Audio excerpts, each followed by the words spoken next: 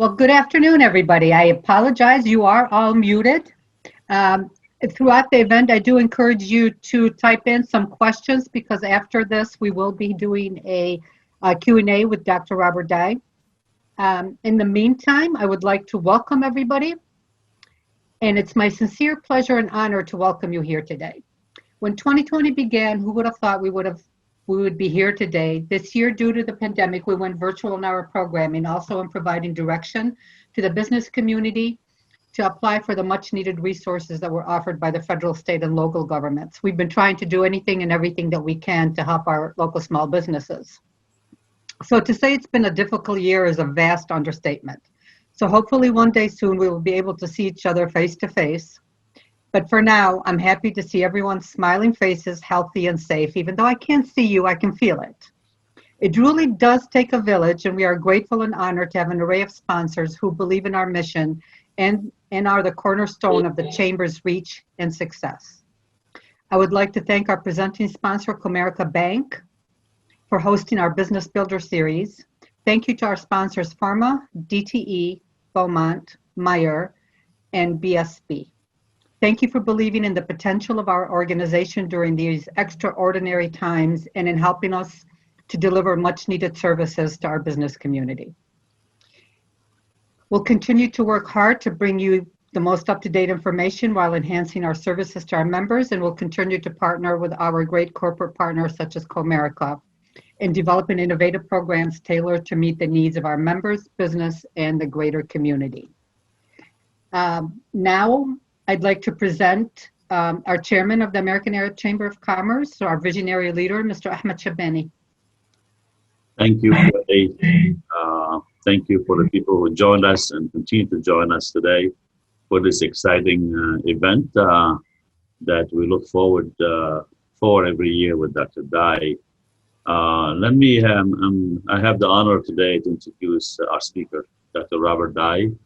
I know many of you have attended our extremely insightful economic outlooks in the past. I assure you this will be as informative.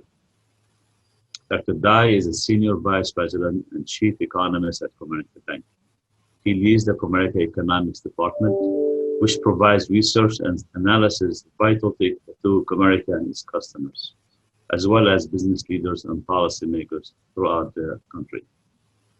Dr. Dye provides commentary and research on the U.S. economy and the economies of California, Texas, Arizona, Florida, and Michigan.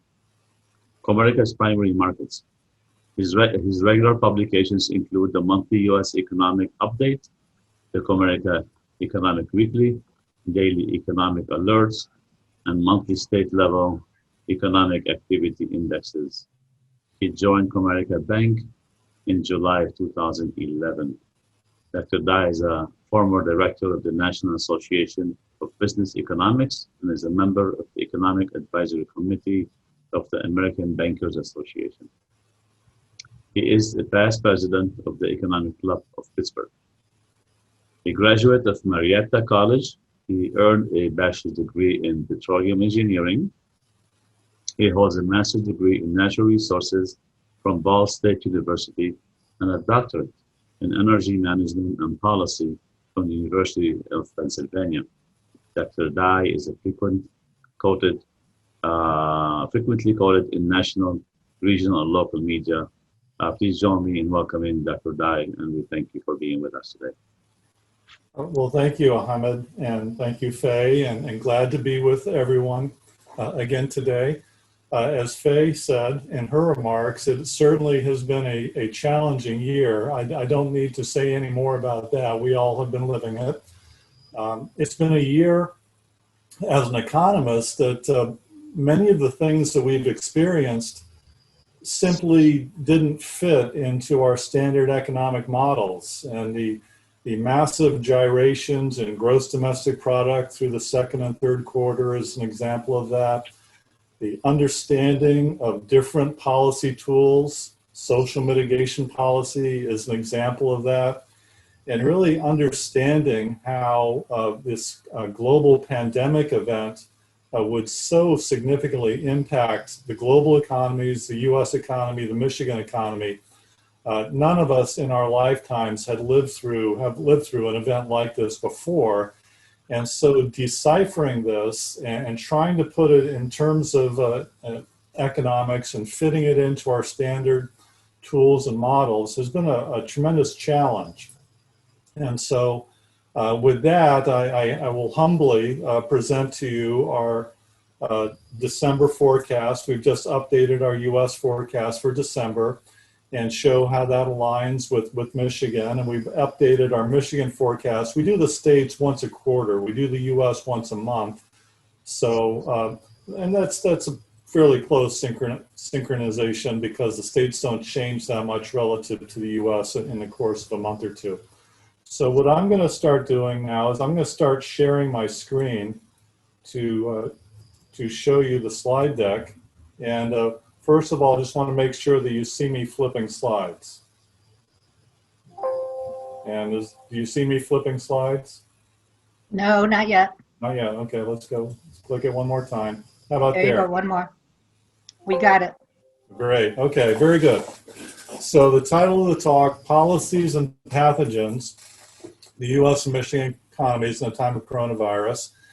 And the first slide here is just a reminder of the real world events that we are all witnessing here firsthand, and that the coronavirus and the spread of coronavirus, the surge that we're experiencing in most parts of the US now, really having a direct impact on everything we're doing, including economically.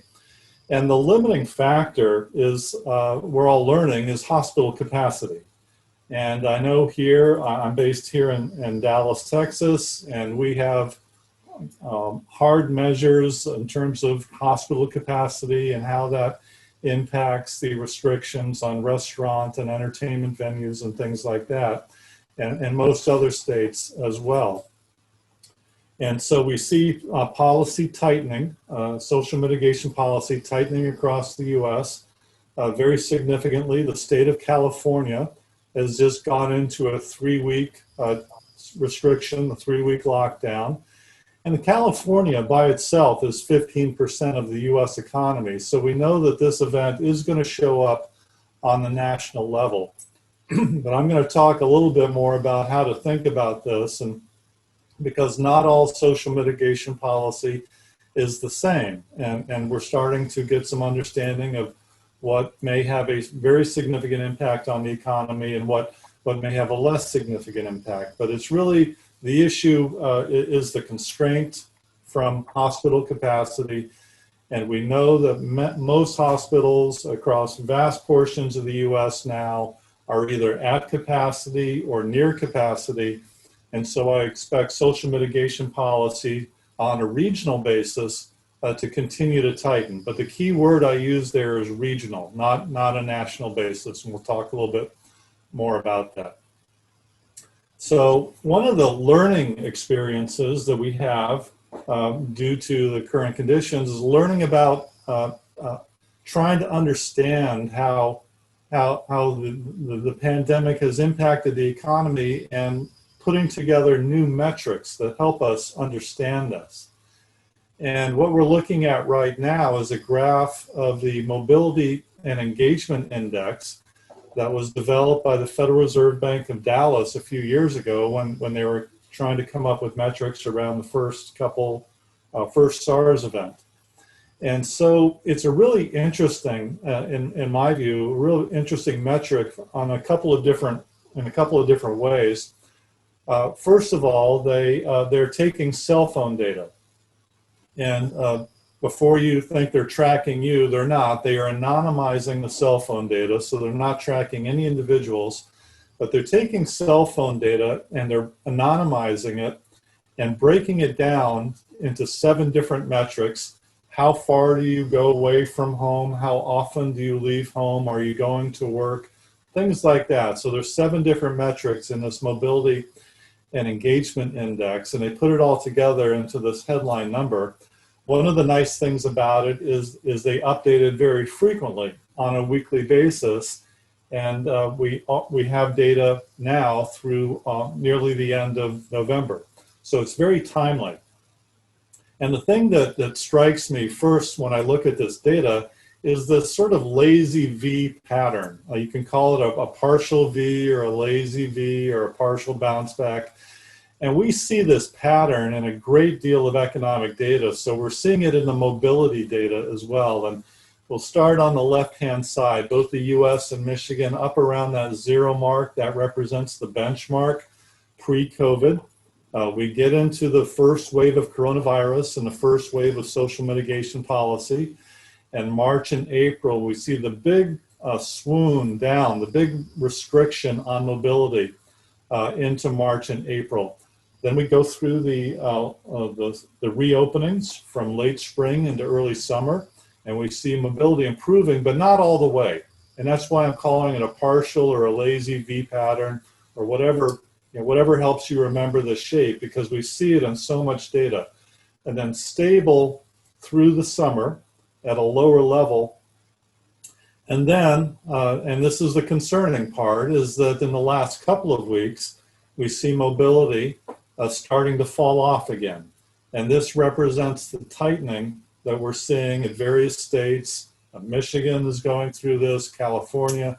As I've said, many states throughout the country are starting to restrict social mitigation tools again, are starting to restrict restaurant activity, entertainment venues, travel, things like that. And you can see it in real time here. And I think it is fair to say that Michigan was doing a little bit better than the US, but in the last couple of weeks, we see it tightening a little bit more, not radically more. We would expect to see some variation from all states compared to the US average, but Michigan showing a little bit more restriction here in terms of mobility and engagement. And that tells me that I would expect to see a similar pattern in terms of the types of service industries that are impacted, like restaurants and entertainment venues, tourism and travel and things like that.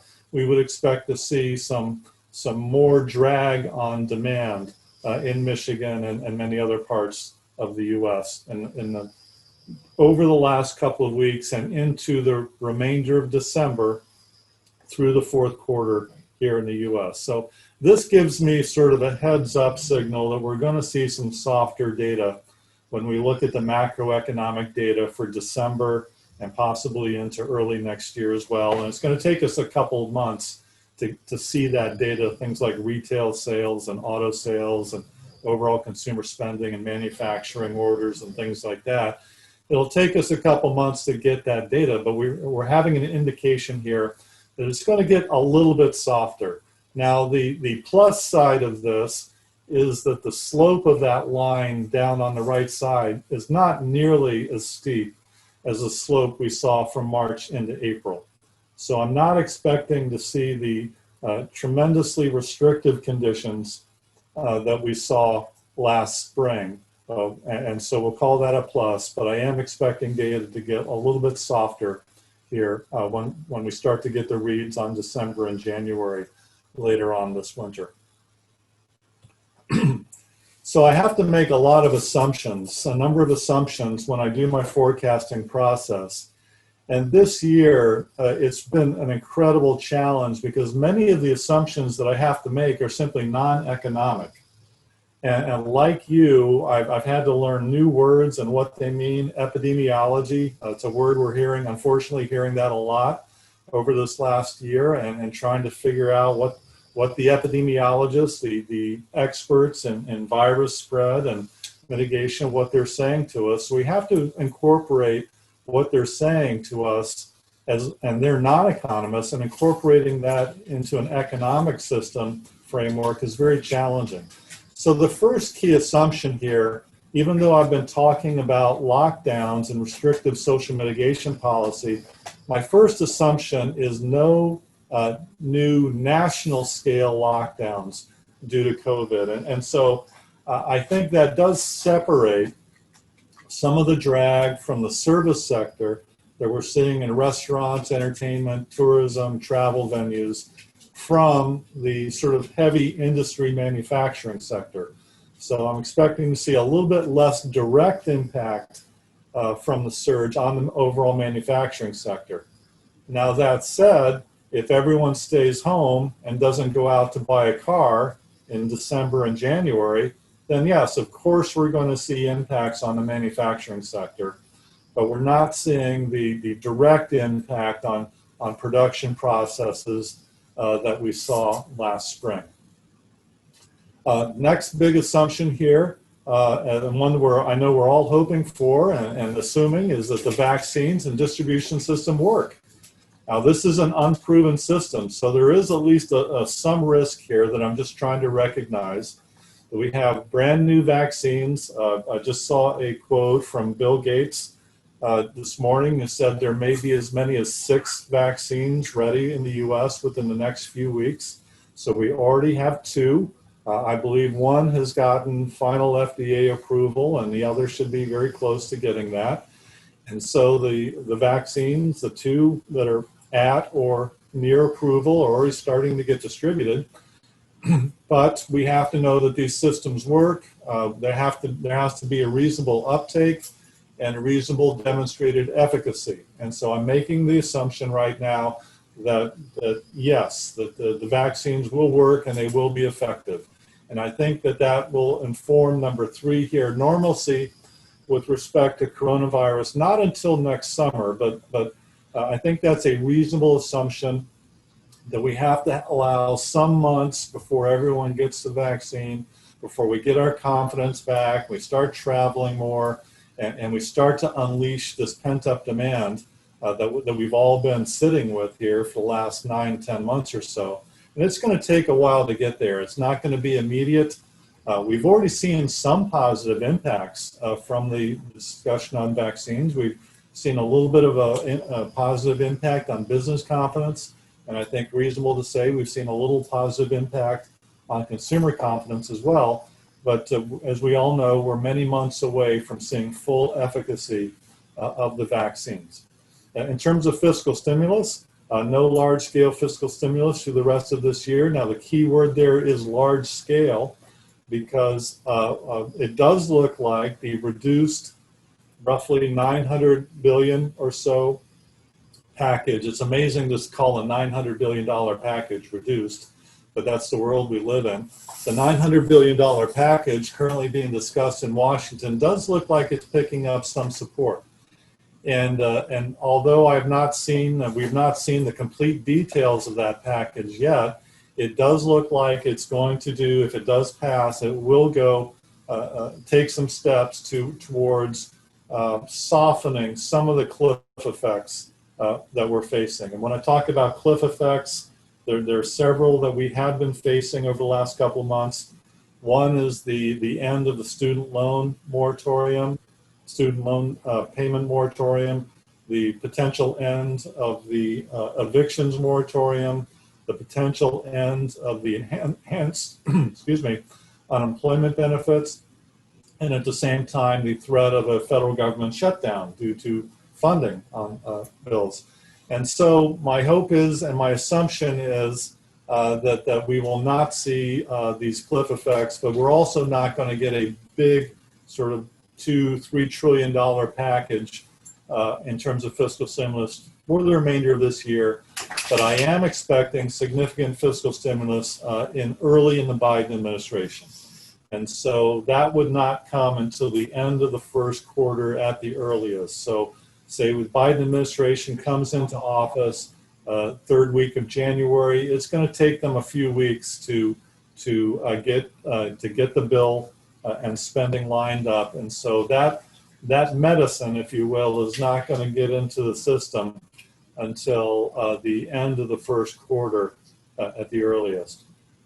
Another critical assumption is that the rehiring rate of furloughed workers will be somewhat less than 100%. So we put roughly 20 million people out of work last spring, 20, 25 million, depending on how you count it. And we've hired about half of them back, maybe around 10 million to 12 million in that range. We're not going to bring 100% of them back. And that has significant long-term consequences in terms of the unemployment rate and labor force participation. But it does certainly look like we're going to bring most of the furloughed workers back, but it's going to be a number, in my views, maybe around 65, 70% by the time all the dust settles. And that is going to have a lingering impact in terms of a higher unemployment rate for a while going forward. Number seven, key assumption, there will not be another economically significant crisis in the near term. And so we have seen wildfires in California and Oregon. We saw a very, very active hurricane season in the Gulf Coast this year. But I'm going to describe those events as being primarily local events. And we're not going to see, and the assumption here is nothing really hits the national stage other than the coronavirus in the near term. Number 8, ongoing demand destruction will lead to capacity reduction in certain industries. This is also a very important economic concept, because let's think about the airlines. So we restricted flights, but then we opened it back up and you can get a flight now, but most of us are not flying. We were talking about this ahead of the presentation. Most of us are not flying now. And so if you are an airline, and even though you're allowed to fly, you've had month after month after month of very reduced demand. And frankly, as you all know, as business people, your business plan was not meant to function at 50% or less demand.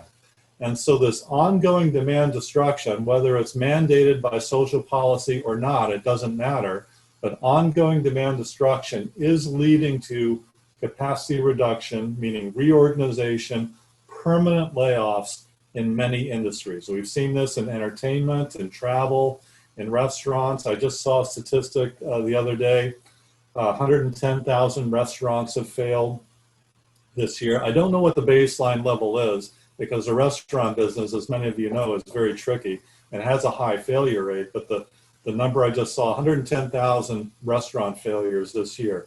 And I'm assuming that many of those who've started those restaurants will not be coming back into the business, which is a tremendous loss, because as you know, restaurants and small scale customer facing businesses, that's how a lot of entrepreneurs get into business. And so that incubation is being lost now as small businesses really struggle. Number 9, there will be lingering after effects, even with an effective virus. We're not going back to 2019 again. The world doesn't go backwards, it goes forwards. And I think that when I think about life going forward, I tend to put things in 3 different buckets. I think about all the changes that we've been through over the last year, and I think some of these changes will revert.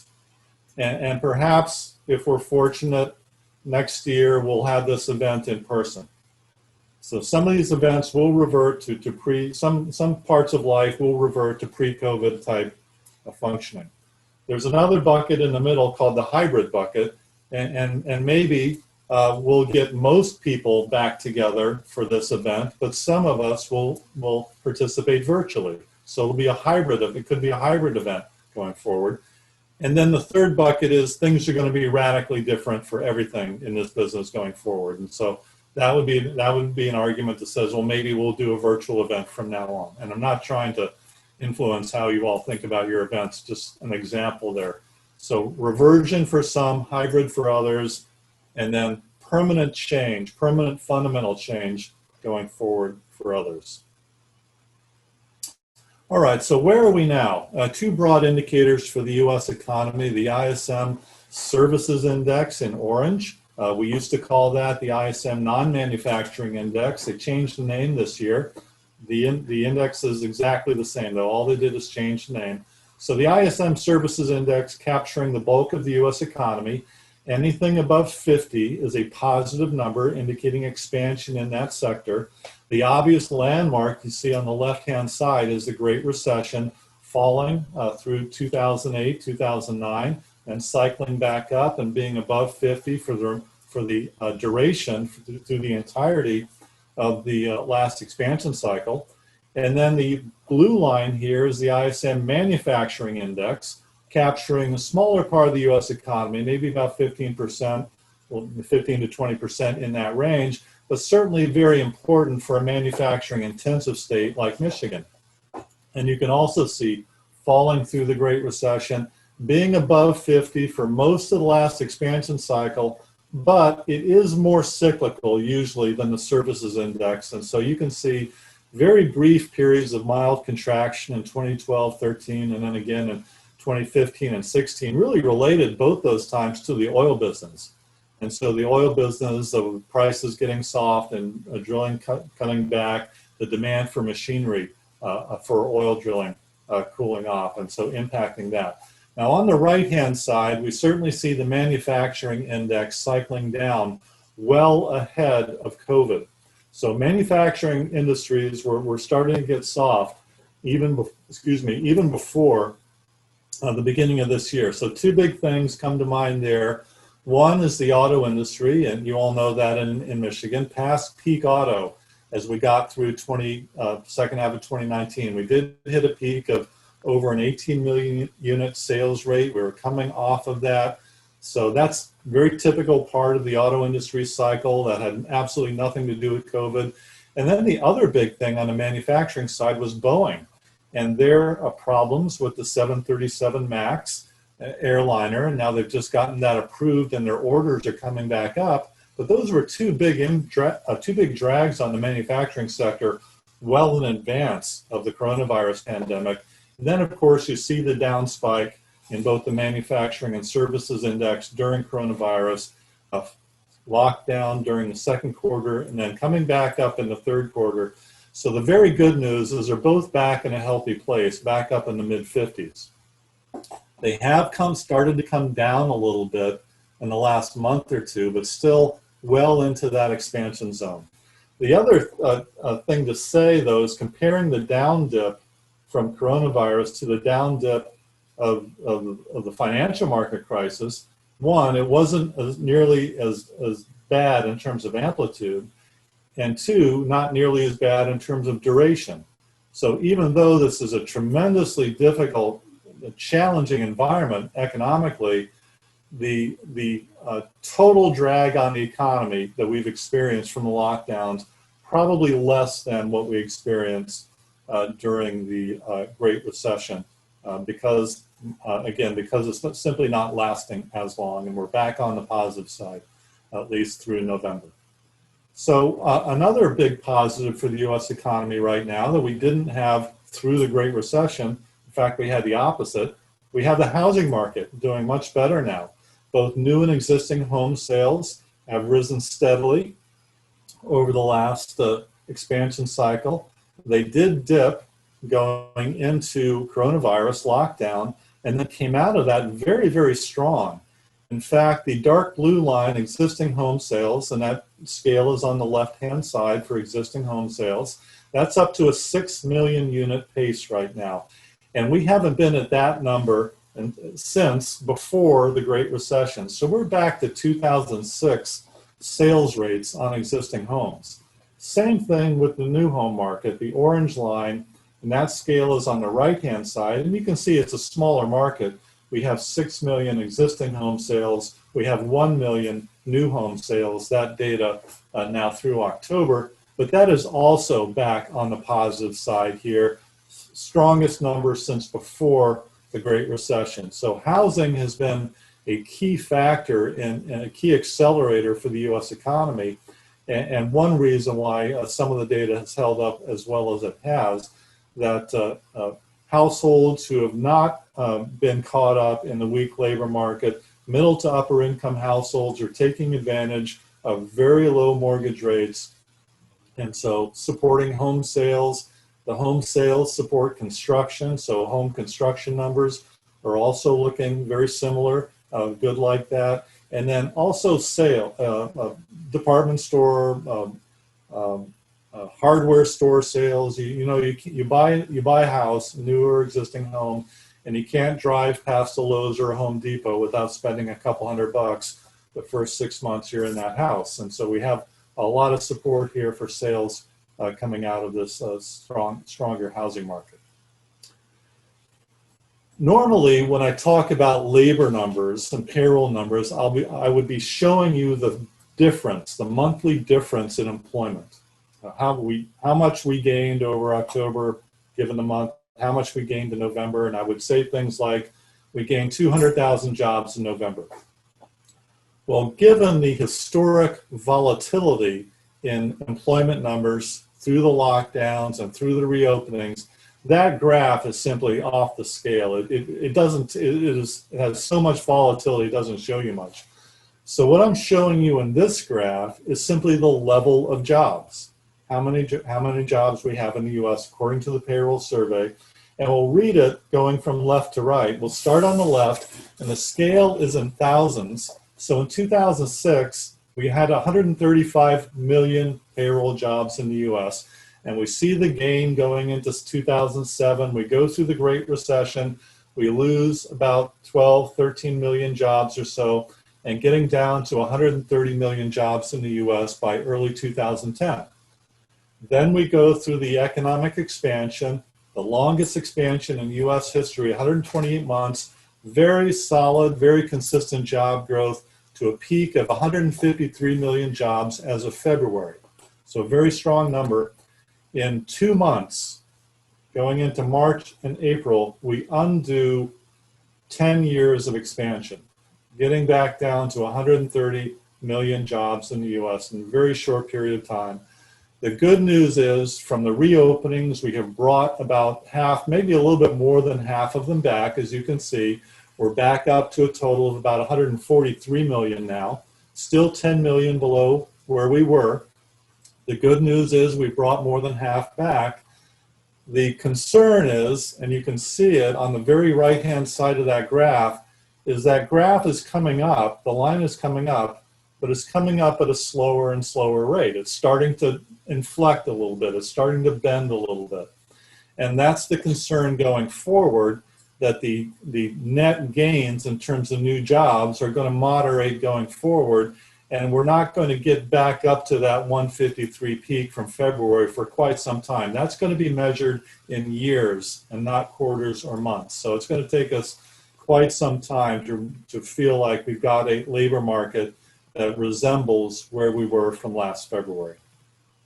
So here's where we are in the state level. And these are the 5 key states that we track with our state economic activity indexes. And you can see Michigan right in the middle of the cluster there with the purple line. And we'll start going from left to right. And we see Michigan coming out of the Great Recession very quickly, the upper Midwest being boosted by the auto industry bailout and the rapid improvement in auto production, auto sales. So that was a very nice starter for the Michigan economy in the last expansion cycle. We start getting into 2018 and 2019, and you see the blue line, the purple line flattening out, and then even coming back a little bit. And so again, we're past peak auto at that point, and that has a very big impact on the Michigan economy. And then for all states, you see, for every state in the US, you would see a big drop off in economic activity going into the second quarter of last year and of this year.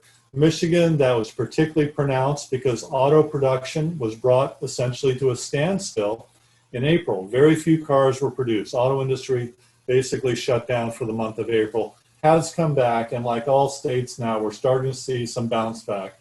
This is from September data. As we get the October and November data in over the next few weeks and months, it will continue to show improvement for Michigan and for all states. But that's that lazy V pattern that we saw in the mobility study. We see the baseline level going into coronavirus. We see the big drop off and then the partial bounce back. And then as we go through the recovery period, the steepness of that recovery is going to start diminishing. It's going to get more shallow. The rate of recovery starts to ease going forward. So it's going to take us quite a while to come back to a pre-coronavirus economy in Michigan and all states, all other states. So here's the GDP forecast in terms of growth rates. The US is the dark blue line. You immediately see the Great Recession on the left-hand side of the scale for for the U.S. and for Michigan. Michigan took a hit through the Great Recession. That was a very tough period as the auto industry had to go through restructuring. The good news there is coming out of the Great Recession in 2010, you see Michigan well above the U.S. in terms of GDP growth rate with the auto industry bailout and the rebound.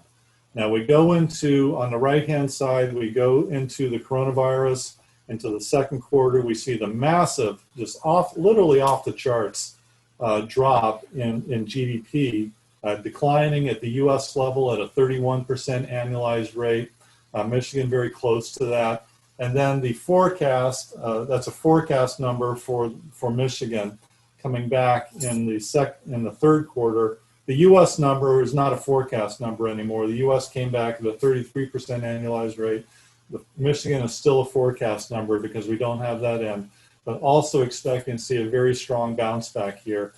And I think if we're fortunate here, we may see a similar pattern with Michigan showing above the U.S. average. We have it slightly above, maybe a bit stronger than that, but above U.S. average growth for at least the first part of the bounce back. And the idea is this: we get the coronavirus vaccines behind us, we start getting our confidence back, auto sales, a lot of pent-up demand, the auto industry can come back, and then other manufacturers, Western Michigan manufacturers that are maybe related to the airlines, GE aircraft engines, they're starting to sell their Dreamliner again, so we're going to get people traveling back in the airlines. So we have a lot of pent-up demand for manufactured goods, and I expect the Michigan economy to benefit and show, like it did in 2010, show a stronger than average bounce back, at least for the first couple of years coming out into the post-coronavirus phase. Unemployment rates, very similar story there. Again, we see the peak U.S. unemployment rate on a quarterly basis of 10% in the Great Recession. Michigan going up to about 14%. And then likewise on the right-hand side, the very steep spike in the U.S. at about 13% in the second quarter, Michigan up to about 20%. And then the big drop down through the third quarter, and then going forward, ongoing improvement, but improvement at a much slower rate going forward. Again, consistent with lots of other metrics that we're seeing, ongoing improvement, but it's going to take us quite a while. If we're thinking about a baseline level of, say, 3.5% early this year before coronavirus hit, it's going to take us quite a while to get back to 3.5% unemployment. And again, that's going to be measured in years, not months and quarters. All right, so the interest rate forecast is probably the easiest forecast to make at this point because the Federal Reserve, which controls the benchmark Fed funds rate, has basically told us they're going to keep the Fed funds rate near zero for quite some time through the duration of this near-term forecast through 2021 and 2022, and I wouldn't be surprised to see beyond that as well. We do have some of the Treasury, all the Treasury bond rates coming up a little bit, implying a little bit of steepening in the yield curve, but certainly not radical steepening by any means. And then 30-year fixed rate mortgage, the green line up on top, staying very low for the next couple of years. And so that to me says more good news for housing. As we get our confidence back, people are going to take advantage of very low mortgage rates. They're going to take advantage of very low, near 0% financing on autos, and they're going to feel comfortable unleashing that pent-up demand. And again, very important for the Michigan economy. All right, so that's the point view on the forecast. And what I mean by point is this is the point where I expect to hit in terms of unemployment and GDP and things like that. But again, the value added from, I think in terms of any economic presentation like this is a discussion of the risks around the point forecast, because we know real life is complicated.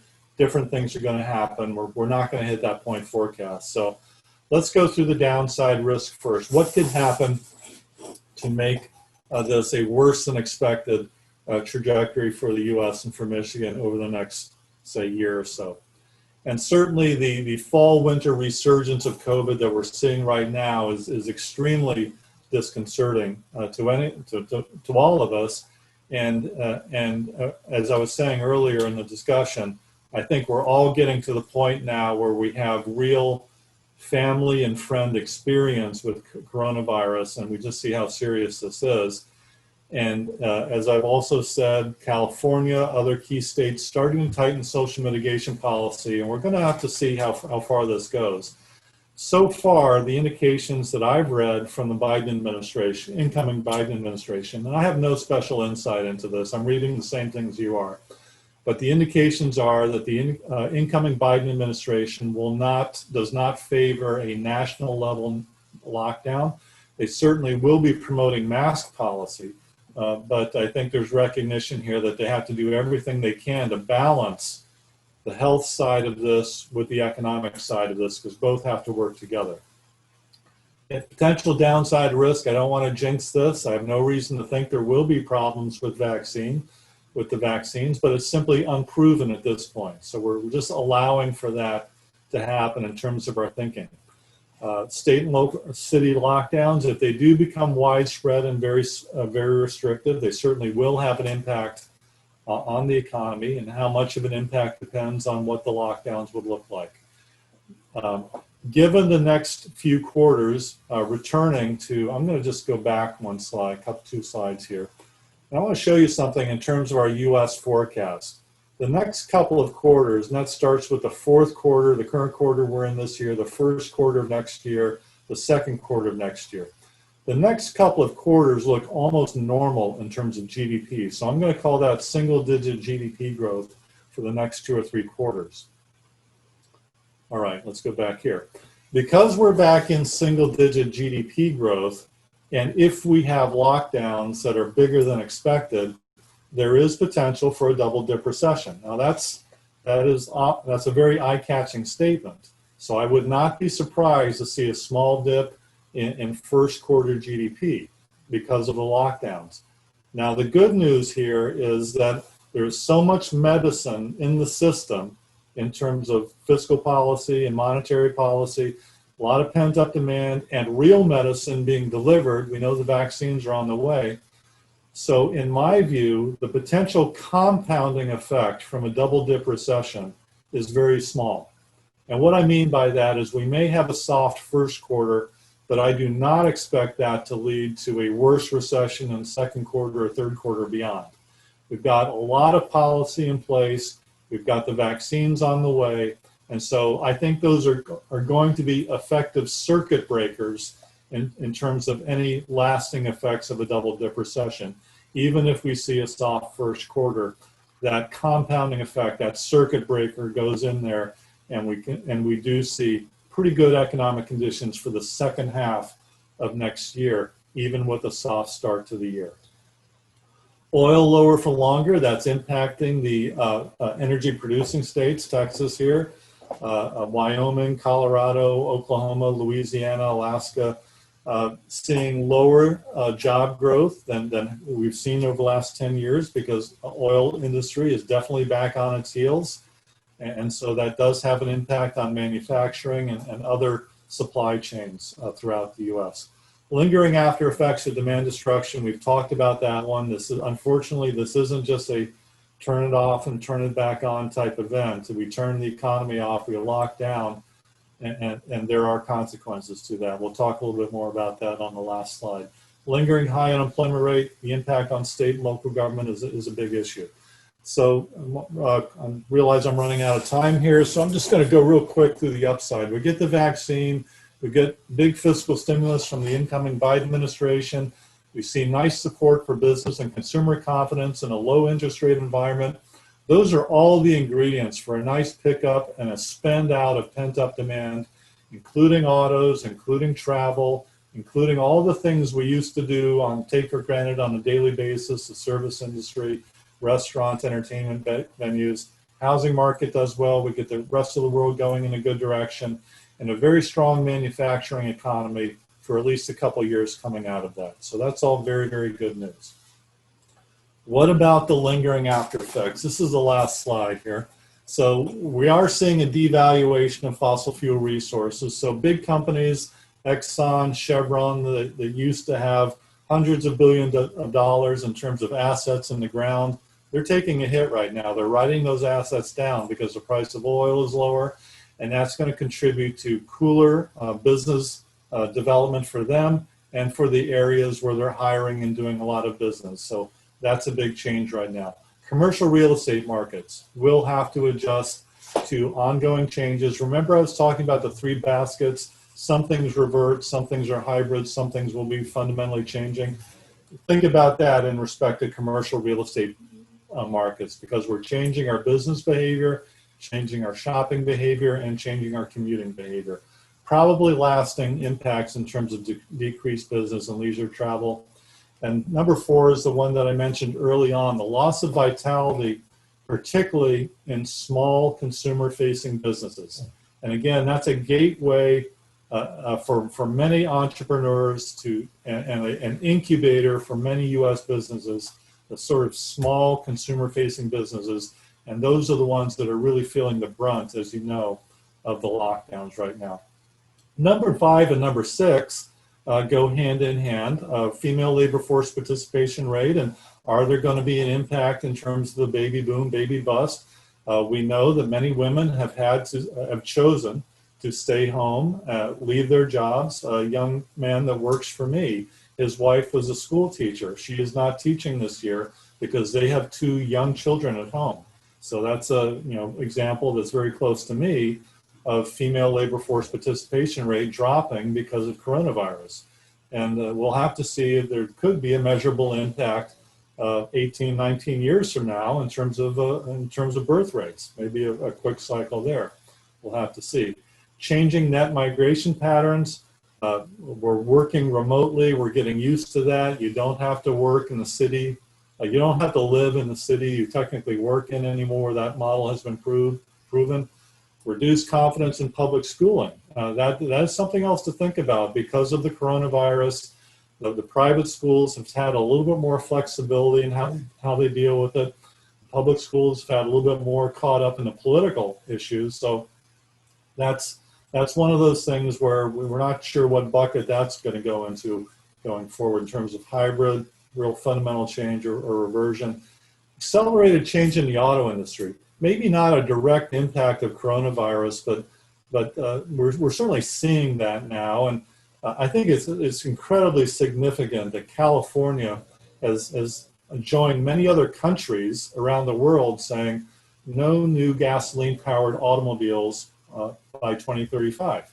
And so that's a fundamental milestone for the auto industry, state of California. And then the state of New Jersey, about 2 weeks after California announced that this fall, or excuse me, at the end of the summer, New Jersey followed suit. So we're seeing that fundamental change. It's no longer the future of the auto industry, it's the present. And so lots and lots of changes there. And for Michigan, there is a downside to that, as much as an upside in terms of automation and innovation in new industries. The downside of accelerated change in the auto industry is that with electrification in autos, we're expecting to see a near 50% reduction in the human hours, the man hours and woman hours that it goes to produce an automobile.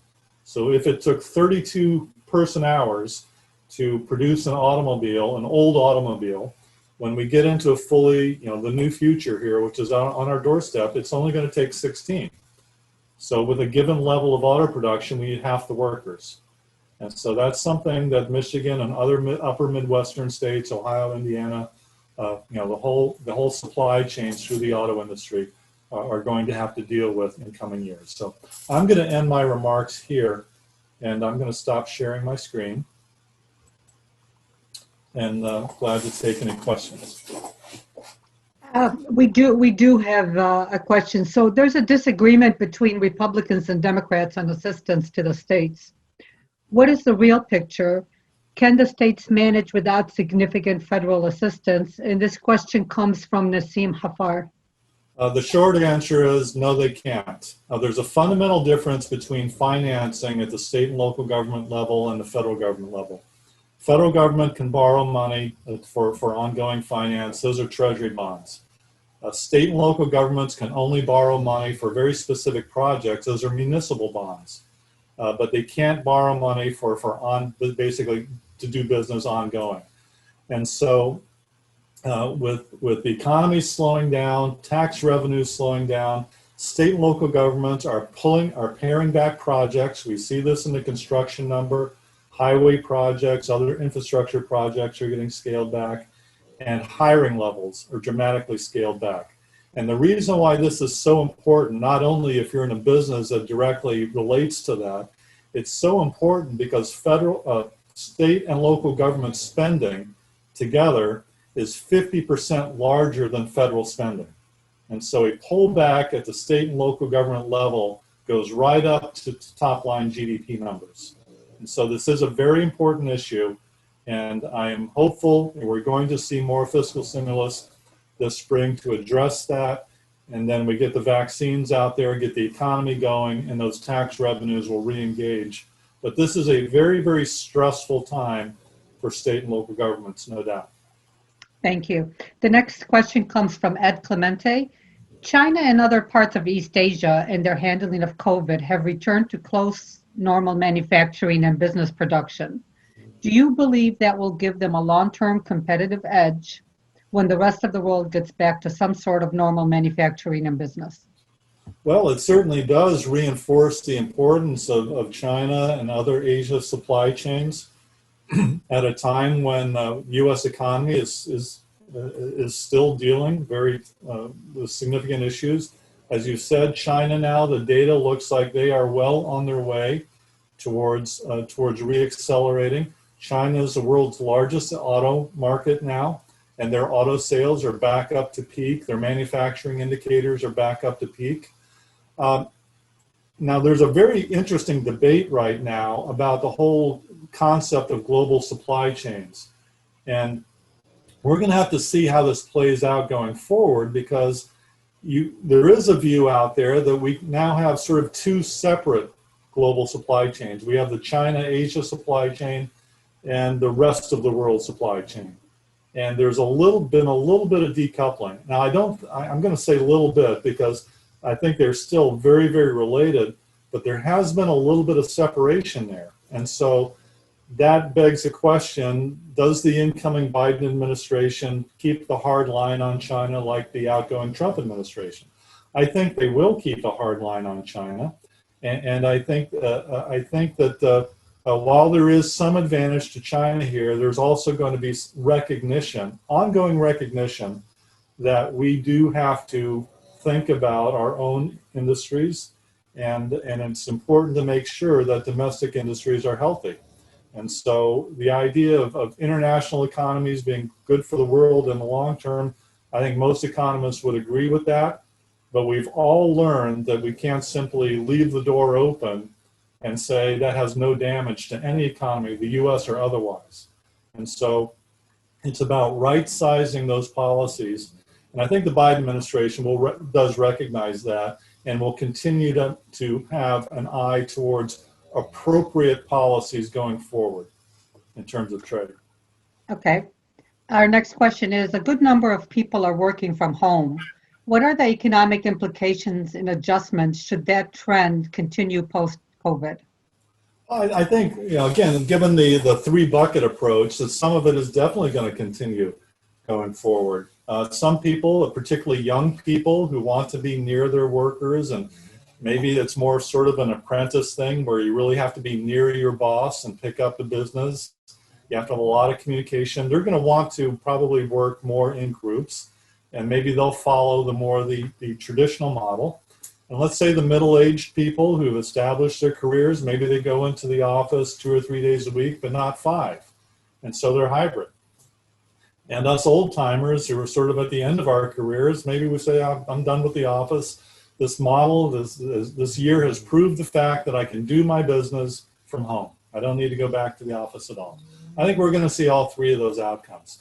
So what does that do? It definitely keeps demand for communications technology engaged.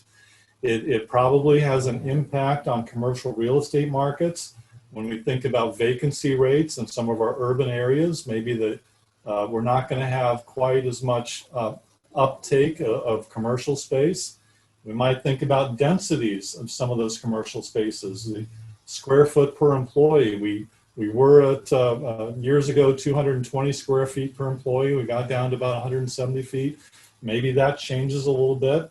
And so I think there are going to be a lot of effects on the commercial real estate market that are going to take many years to play out. Now, the whole urbanization movement, 2020 may be a challenge to that. We'll see. Okay. Our last question is actually a question from two different people. One worded it, how would the uncertainty of economic affecting lending? We have seen some banks already tightening their policies. And the second question was, the Federal Reserve is encouraging business lending, yet most banks are setting higher standards for small business owners. Yeah. Well, to be fair, typically when we see economic headwinds, banks go through a cycle. They start to really examine their credits. Our regulators, the Federal Reserve, are really looking over us very, very carefully.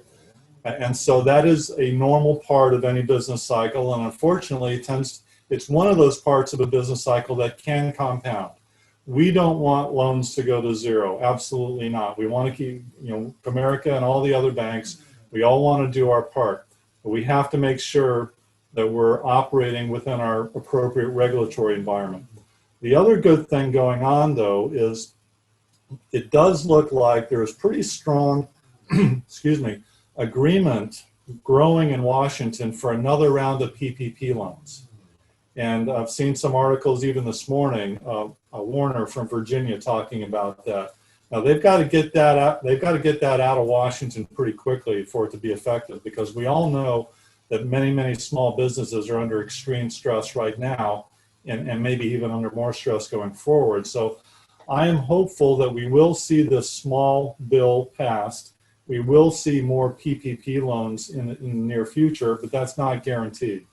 So I wish I had a more definitive answer for that, but we're going to have to see what Washington comes up with in the next week or two. And they've only got a week or two to do this. Well, Dr. Dye, I want to thank you very, very much for being here with us today. Mr. Chebbani, thank you for your time. And Robert, we look forward to seeing you again next year. We're growing our attendees of people that throughout the year, we always get questions, when is the Robert Dye event going to be coming? Thank you very much for your input, and I hope this was very helpful to our business community. I want to wish everybody a good day and stay safe. Thank you. You. Bye. Thank you. Bye.